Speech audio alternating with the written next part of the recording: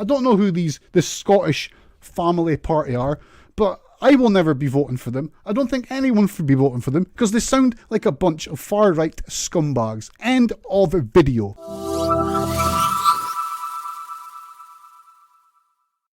I have just received one of the most ugly, disturbing bits of election media that I think I've ever seen up this way. I've never seen anything as bad as this in Aberdeen before in my life. So let me just put this on screen and we're going to have a quick read through this.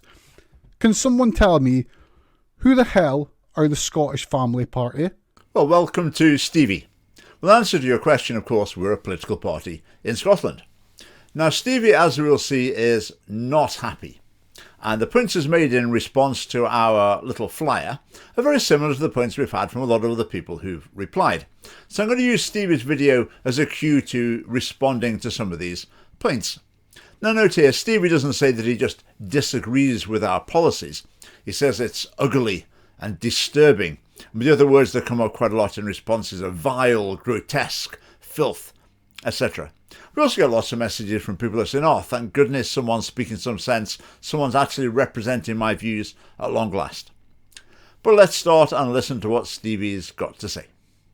They value families as the strong building blocks of a strong nation, offering financial assistance. So they value families like that. What does that even mean? Like it just says there, offering financial assistance. Like to who? To what? What? Well, this support obviously is to families. Now, okay, this is just a brief sentence on our flyer here. It's very compressed. But Stevie, if you'd wanted to find out more about our policies, how we would support families financially, you could have just had a look on the website and found out before making the video.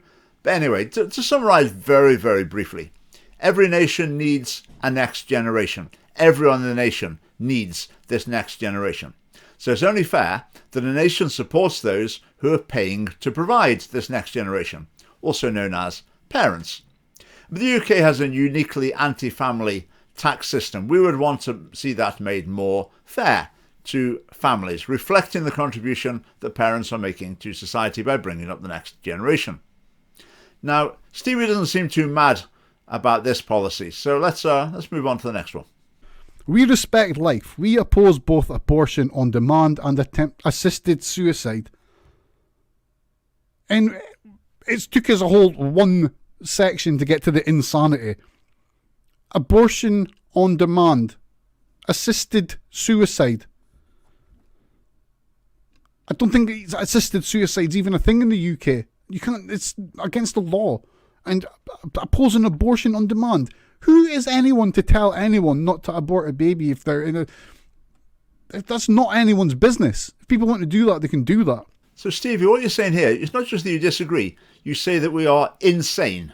Our policies represent insanity. Well, first of all, with assisted suicide, you are of course quite right that it's against the law. But the reason we mention it is because it probably won't be against the law for very much longer. Because the Lib Dems and the Greens have already got it as their party policy to introduce assisted suicide. The SNP has just recently announced that they would begin consideration of assisted suicide through various means. Labour and the Conservatives, well, look at the Conservatives. Ruth Davidson recently has come out as a supporter of assisted suicide. The leader, previous leader Jackson Carlaw, he was a leading campaigner for assisted suicide. Douglas Ross, I don't know what he thinks, but I would be pretty confident that he doesn't really have any strong moral principles to bear on the matter.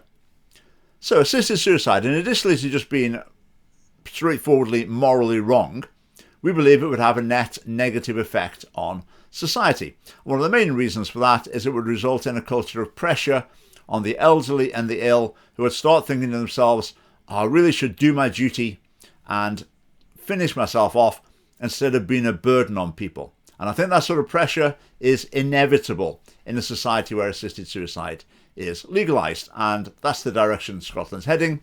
We would oppose that. Now, when it comes to abortion, Stevie, I think maybe you need a bit of training on being a pro-choice activist. Generally, they never use the word baby. Don't say baby like you did. You need to say fetus. Or better still, clump of cells or something like that. As soon as you use the word baby, it sort of gives the game away a little bit, doesn't it? You've really shot yourself in the foot with that. 'Cause, I mean, if someone wants to kill a baby before birth, that's fine, you're saying. What about if someone wants to kill a baby just after birth? Is that okay as well? When you say the valuing life in the womb is insane, well, I would say not valuing life in the womb is evil. Let's just put it that way. Let's call a spade a spade. I mean, one of the things I've learnt in this campaign is that, okay, we know our LGBT policies. I mean, there's hardly any of them. It's not something we focus on hugely. Or the trans issue, well, we've got things to say about that. We realise these are hot button topics, and we expect people to flare up and for there to be a really angry, hysterical response. But the thing I've learned in this campaign is our pro-life message is equally contentious. Equally contentious. And just one thing, not from Stevie, this is from another email we got. One person said, "How can you say you value life and yet be against abortion? That just makes no sense." That just shows the state we're in. The pro-life message is so unknown and so alien to people that they live in a world where their views have never been challenged. And so for everyone with pro-life views, if you've got a reason why you think this is why we shouldn't really talk about it, this is why we shouldn't talk about it publicly, I really would challenge that and say, well, perhaps all these reasons are the reason why we're ended up in the state we're in today. But certainly as the family party, we're going to talk about it very loud and clear. Then we've got this. We protect children from vulgar and corrupting sex education. So they want to stop teaching kids about sex education. That's mental. That's idiotic. That's just so bad. Now, Stevie, what our flyer said was we oppose vulgar and corrupting sex education. But in your mind, it seems to have turned into we oppose all sex education. I mean, just to try and illustrate this for you, if you had a leaflet from the Labour Party and it said we oppose low pay, would you think, oh, the Labour Party oppose pay? They think workers shouldn't get paid at all. No. I mean, this reminds me of one of our policies. I'm being quite serious here. One of our policies is to introduce critical thinking lessons in school throughout the age range to try and teach reasoning and logic to help people to be able to analyse arguments rationally and come to sound conclusions. Now, when it comes to sex education, we want sex education. It would be facts-based, and it would include all the facts, including the facts about marriage, for example, and its benefits, and also the facts relating to the likely outcomes for different choices in terms of relationship types and sexual activities. We'd also help young people to hear different moral perspectives on sexuality and sexual relationships. So what we're opposing is the vulgar and corrupting bit, not sex education in general. And for more information on this, see our website and prepare to be shocked. Then we've got, we support parenting. Fair tax allowance benefits for families with a full-time parent. So what that says is there is if you've got a kid and, if you're a family, we will give you money. If you're a full-time parent, you'll get money. So, I mean, that is trying to target people with nothing. That's disgusting. Now, Stevie, you say here we're targeting people with nothing. To be honest, I can't quite follow your reasoning here. But let me explain what our policy is. Currently, all government policy, Westminster and in Scotland, is pressurising families towards the twin income model where mum and dad go out to work as much as possible, preferably full-time. Our policies are intended to give families the choice. So if it is that one parent actually wants to be at home with the children, then that's going to be more feasible financially. Okay, now if you regard that policy as disgusting, you really need to explain why, because I can't see it at all. We demand academic rigour and good behaviour in the schools. Sorry. What does that even mean? What is academic rigour? Because, Stevie, that's fine. I sometimes come across things that I don't understand. But what I do is try and look them up or read up a bit and try and see if I can get to grips with it. But let me explain.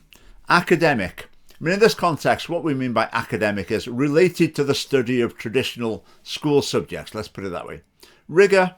What do we mean? Well, thoroughness, depth, not avoiding the challenging sections, facing and overcoming difficulties, insisting on high standards. So I hope that's cleared that up. We want good behaviour in schools. So how are you going to do that? How are you going to enforce good behaviour in schools? Is this a backdoor way of taking back the cane? Are you advocating the strap? Like, what the hell is this? Bring back the cane and the strap? No, I mean, that comment just comes entirely from your imagination. Nothing remotely to do with the family party's policies or our flyer. What we do oppose is moves to abolish punishments in schools. We think our view is perfectly moderate and reasonable. Children need punishing sometimes. Within Scottish education, I think a rather extreme and unbalanced view is gaining ground, or is dominating now. And that's the view that punishments are not necessary. All that's needed is mini counselling sessions instead. Now, you say you're outraged at us saying we want to ensure good behaviour in schools. I mean, what's your view? Do you not want to ensure good behaviour in schools? You're quite happy for there to be poor behaviour, and frankly, kids running riot in many cases. Well, if that is your view, that's fine. Just go ahead and vote for any of the parties in the Scottish Parliament at the moment, because none of them have got a clue how to improve discipline in schools. Then you've got this nugget. We promote marriage. Stable family life benefits everyone. Sorry, but marriage is cool. I've got nothing wrong with marriage at all. One day we could all hope to be married, innit? But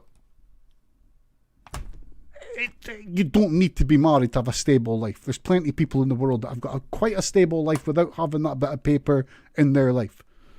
It's just stupid. That's just mentioning things like marriage for the sake of marriage. Again here, Stevie, I'd say your views are not really unusual. Of course you can have stable family life without marriage. In the same way that some people smoke 60 a day, are hale and hearty when they get run over by a bus when they're aged 96. But it's a lot less likely. And married couples are much more likely to stay together, and that benefits children massively. And some statistics from the UK a few years ago. If parents are married when a child is born, the chance of them being together when the child's 5 years old, 92%. Whereas when a child's born to cohabiting parents who don't subsequently get married, the chance of them being together on the child's 5th birthday, 25%. So we're not talking about some minor differences we can just about discern here. We're talking about a huge, huge gulf. And we care about the well-being of children in particular, also adults and wider society, but particularly children, which is why we promote marriage. You say marriage is just a bit of paper. Well, no. It's a solemn public legal commitment to lifelong, exclusive faithfulness that has massive, massive significance and consequences. Then we've got this nugget. We protect free speech, opposing all hate speech legislation. What that basically says is the Scottish Family Party want to be able to call people of colour darkies. They want to be racist. They want to be nasty to people. They think that they should have carte blanche to be as offensive to people in society as they want to. Again, Stevie, I'm afraid I have to question your logic here. For example, I don't want adultery to be a criminal offence. Does it therefore follow that I want to commit adultery? Or I think people ought to commit adultery, or I think it's a good thing for people to commit adultery? Well, of course it doesn't. I mean, your suggestion that we're somehow wanting to make racist comments, I mean, that is so baseless and ridiculous that I'm not even going to bother answering it. Hateful speech is bad. We absolutely agree with that, but the question is, what's the best way to deal with it? Our view is that the best way to deal with it is through more speech. And the other problem with hate speech legislation is who decides what's hate. Now, Stevie, to be honest, I'm certainly glad it's not you, because you seem to be ascribing hatred to people like me, which is completely wrong. And so in a culture where your ascription of hatred to me is actually quite widespread, that makes me fear hate speech legislation. And then we have this last one. Here. This really, really annoys me. We oppose transgender ideology, especially the confusing of children. Sorry, what? Can someone tell me what transgender ideology we are faced with? There's no transgender ideology. There's just people in society who want to be themselves. Transgender ideology. Well, I'd say that's the idea that changing gender or adopting a new gender identity is a normal, natural, healthy and even a necessary thing for some people to do. And we do indeed believe that that is confusing to children. It invites them to speculate. I wonder what gender identity I am. It waters the seeds of uncertainty that might well have just faded away if left to its own devices, but it's stoked up by this emphasis on transgender ideology. And at the end of the day, it can lead them down the road of damaging so-called treatments that often do lifelong harm. And young people are led down this road at school and also by the NHS. So we oppose this because we think it's harmful to the well-being of children and young people, in fact, people of any age. Now, if people experience some sort of gender identity disorder, obviously they need help, they need support, but that support should be geared towards bringing their sense of themselves and their sex into congruence with each other. And another issue with the transgender ideology is increasingly in society we're being forced to accept things that we don't believe are true. So, for example, if a man says that he's now a woman, we have to act as though we believe it or speak as though we believe it. But that's not right. People shouldn't have to act and speak against their conscience or against their true beliefs. There are also the issues around women's sport, women's spaces, etc. So looked at as a whole, the influence of transgender ideology in society is negative, so we would push back against it on every front. There are people in society, it's not any of our business to judge people that feel that they are not in the correct body or they want to be something else or they feel they should be something else. That's their prerogative. It's none of our business. And no political party should ever be like fighting against transgender people because that's just so bad. Okay, shouldn't judge people. Well, does that include having an opinion? I mean, when we're talking about transgenderism here, we're not talking about deciding who's a good and a bad person. We're talking about what's true, what's beneficial for individuals and for society in general. Now, we shouldn't be forced to affirm what we might see as people's unwise or wrong choices or beliefs. Now, you say we're fighting against transgender people. Again, you've really got to read what we've written on this flyer a bit more carefully. Look at the key word, ideology. It doesn't say we oppose transgender people. We oppose transgender ideology. That is a belief system, a way of thinking, and it expresses itself in a lot of political policies. So it's a perfectly valid area for a political party to take a view on. And it doesn't amount to attacking people.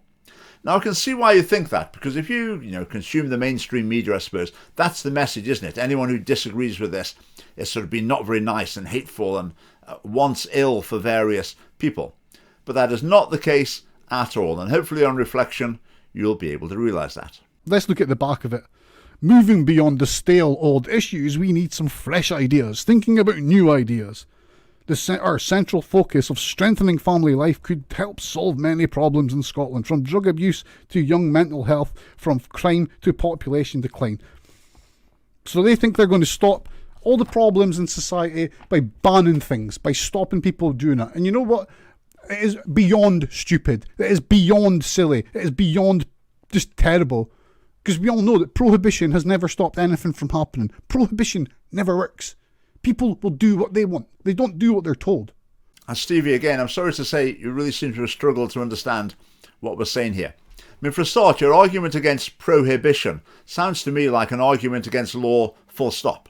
We have a law saying don't murder people. You're not allowed to murder people. Okay, I mean, do you think with that, there's no point in doing that. You never stopped anything by making it illegal. No point having a law against murder. Is that what you really think? Anyway, but moving from what you're imagining to what our leaflet actually says, it says strengthening family life helps alleviate many social problems. In other words, many problems for individuals, in effect. What's that got to do with prohibition and banning things? Absolutely nothing. Our policies and the ethos we will promote in society is to do with broadening access to mum and dad privilege, if you like. Virtually anything you can measure to do with children and young people, there are better outcomes for children brought up by ideally their own mum and dad in the family home throughout their upbringing. We want to widen access to that privilege as broadly as possible. Now, what's sinister about that, I really cannot imagine. This is a classic example of how the far right get into politics and how the far right use their ideology, and they tie their ideology up with things that emotionally trigger people, like families, like children, like school, like free speech. Now, Stevie, you're claiming that you can see through what we're all about. You can divine our true motives and beliefs, and they're far right. Now note through your video, I would say you're pretty angry and condemning, not just disagreeing, but calling us evil and sinister, basically. And I can understand that because it's par for the course. We hear it from all directions quite commonly. Why does that happen? It's because a lot of people, I would suggest, Stevie, including yourself, you never really hear socially conservative views. You just hear straw men, misrepresentations of them, demonized versions. Now, if you just watch the BBC, for example, then what we present are perfectly reasonable views. They seem beyond the pale. They seem outside the bounds of civilized debate. And that's been allowed to happen because people who believe things like we do generally have got quite a poor record of presenting them publicly and making them part of public debate. And things will only get worse if people don't start speaking up publicly. And that's our calling in the Scottish Family Party. So Stevie, I would love to have a chat with you. If you wanted to come onto our live stream, we could do a little interview. We could discuss these issues in a bit more depth. Who knows, we might meet in the middle on some of them. But we're always happy to enter into respectful dialogue. And maybe you're keen to do that as well. Right, thanks for watching.